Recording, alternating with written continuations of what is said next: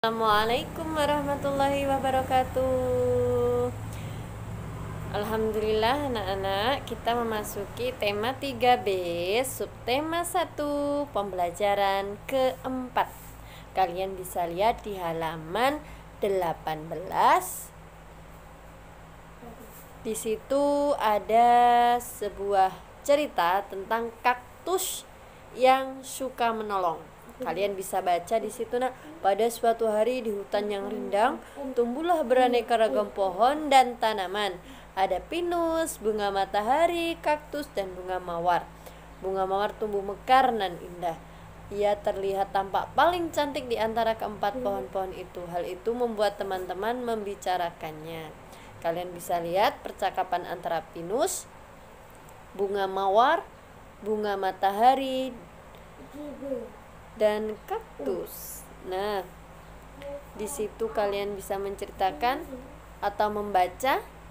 Kemudian kalian pahami cerita apakah di dalam cerita kaktus yang suka menolong. Kemudian setelah kalian membaca halaman 18 sampai 19, kalian bisa mengetahui tokoh siapa saja dalam cerita dan bagaimana sifat tokoh tersebut, dan bukti percakapannya. Nanti kalian bisa mengetahui setelah membaca cerita pohon kaktus yang suka menolong pada halaman 18 dan 19.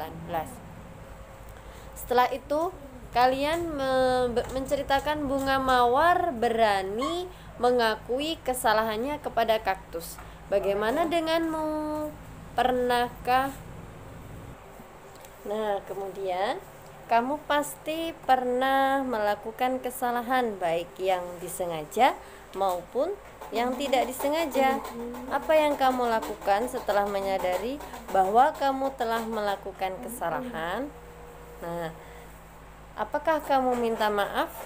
Tentu, seperti yang kita pelajari pada pelajaran sebelumnya, bahwa manusia itu tidak dapat hidup sendiri. Kita hidup saling membutuhkan.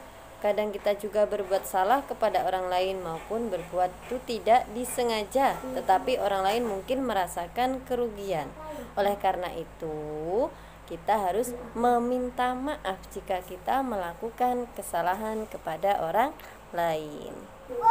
Selain itu, kita meminta maaf juga harus dengan memiliki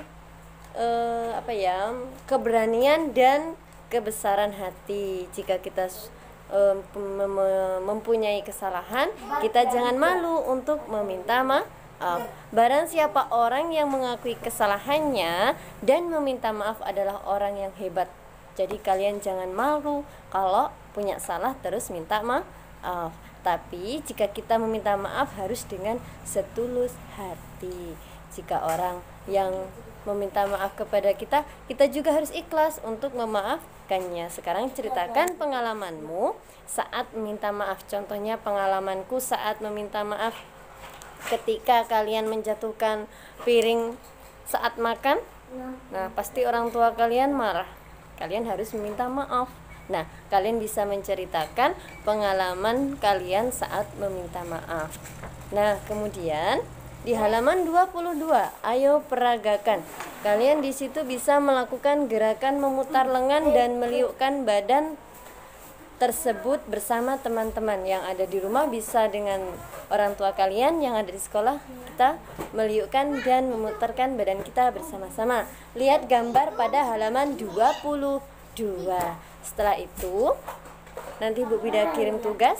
Nah, cukup sekian materi pembelajaran 4 pada subtema 1. Jika Bu Widya dalam penyampaian banyak salah kata, Bu Widya mohon maaf. Ibu akhiri, wassalamualaikum warahmatullahi wabarakatuh. Semangat!